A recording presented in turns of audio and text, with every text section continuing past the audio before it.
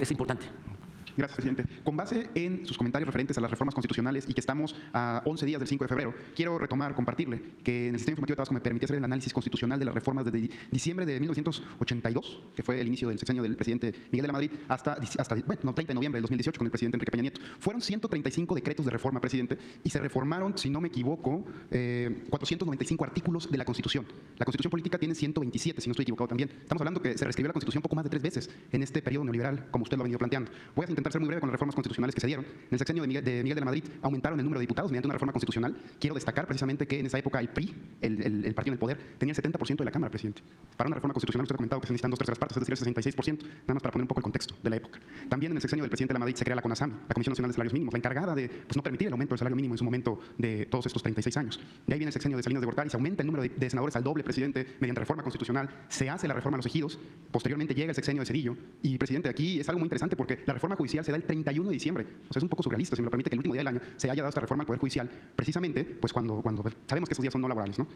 Si no me equivoco, también el 15 de marzo, déjeme ver porque es mucha información, el 15 de marzo, no, 2 de marzo del 95, se da esta reforma para los ferrocarriles y se da también una reforma, si no me equivoco, en telecomunicaciones, sí, es ferrocarriles y teléfonos, con Ernesto Zedillo, esta reforma que privatiza los ferrocarriles. Con Salinas de Gortari ocurren también algunas reformas constitucionales, bueno, ya fue con Ernesto Zedillo, perdón, y ahí en el sexenio de Vicente Fox se reformaron 31 artículos, usted lo va a tener muy presente, el PAN no tenía mayoría en el Congreso, no se pudieron hacer reformas de trascendencia durante el sexenio de Vicente Fox.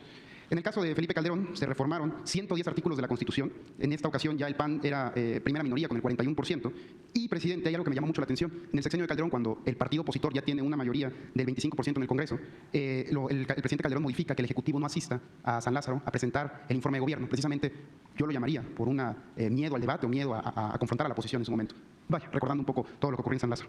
Por último, quiero retomar que el presidente Enrique Peña Nieto realizó 28 decretos con 155 artículos modificados de la Constitución. Ha sido el presidente que más ha modificado artículos en el periodo del México contemporáneo. Se realizó la reforma energética, la reforma de telecomunicaciones, la reforma político-electoral, que es la que permite pues, la reelección a los puestos de diputados, senadores, presidentes municipales, etc. Entonces, presidente, mi pregunta va en este sentido, si me permite. Usted hasta el momento lleva realizado 22 decretos y 66 artículos modificados a la Constitución. Los voy a retomar los principales muy brevemente. El 8 de mayo del 2020 se reforma para que las pensiones del bienestar, la pensión de adultos mayores y las becas se eleven a grado constitucional. El 19 de febrero del 21 se elimina el fuero presidencial. El 17 de mayo a la par, me llamó la atención esta, que es la eliminación de las partidas secretas en el presupuesto de egresos. Entonces, presidente, en ese momento, quiero destacar a la par del 2018 que usted tenía, no usted, sino el movimiento. El movimiento que representa tenía 253 legisladores en el Congreso, es decir, 50.6%.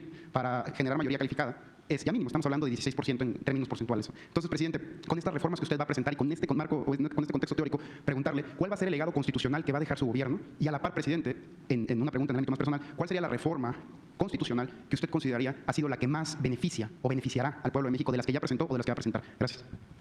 Bueno, son varias reformas. En el terreno político, el que el presidente pueda ser juzgado por cualquier delito, que no tenga fuero.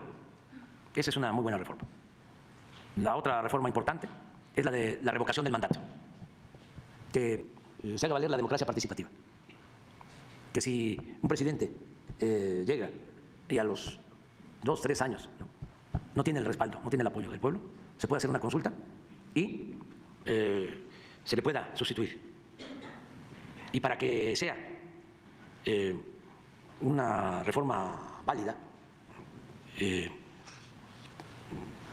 tiene un nombre,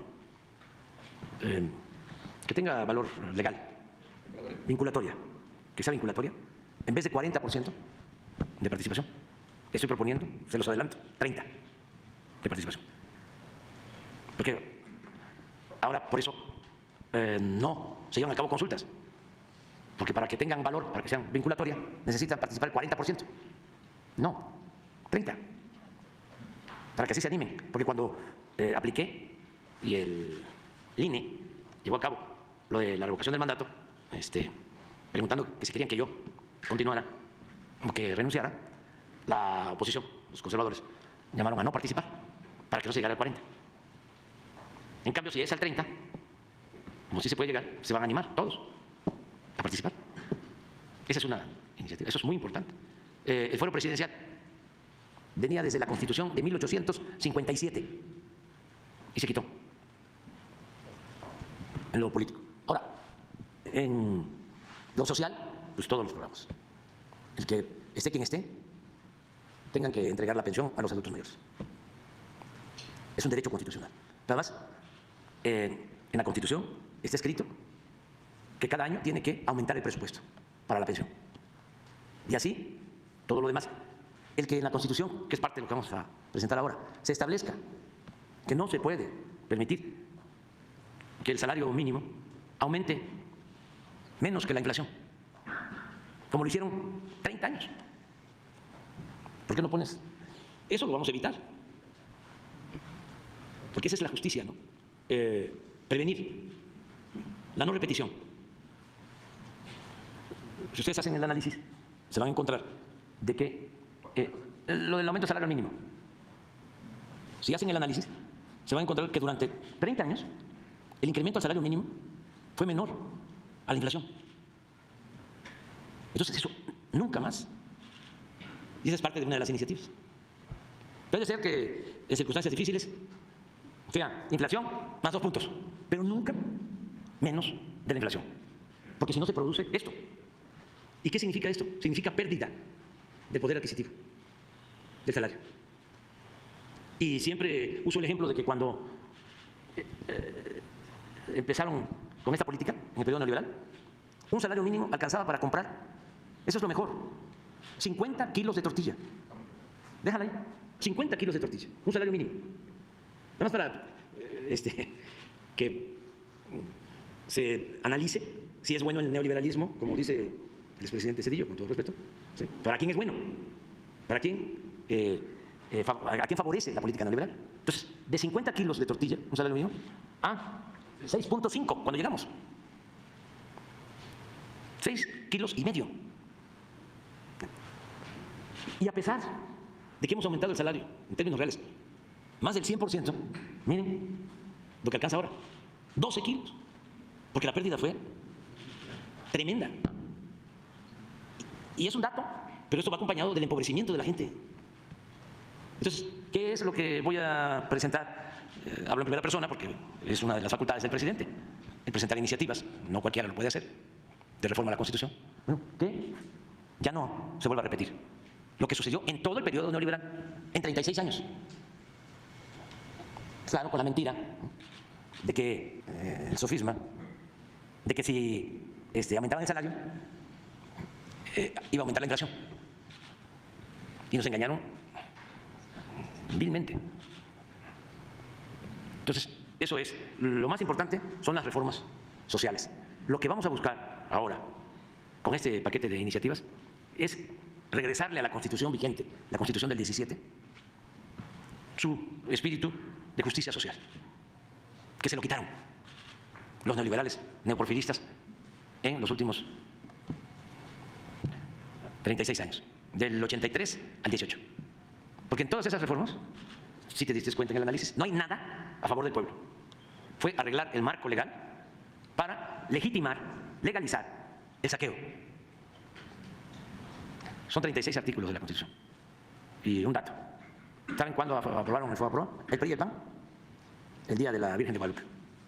Porque hablas del 31 de diciembre, ¿no? Para la reforma judicial, cuando los ministros bajaron de número. Quitar a los ministros, sí. Que eran muy respetuosos en ese entonces del Poder Judicial, de la autonomía, de la división de poderes. No, lo del FOBAPROA fue una burla. 12 de diciembre, 1997 o 98. 98. Me acababa de decir en un debate con Gutiérrez Vivó, un mes antes, fuimos a un debate, porque Calderón era dirigente del PAN y yo era dirigente de otro partido. Y un debate sobre el FOBAPROA. Y le dije, a lo mejor está por ahí, ¿no está por ahí? Le dije, ustedes van a aprobar el FOBAPROA con el PRI, sin las auditorías.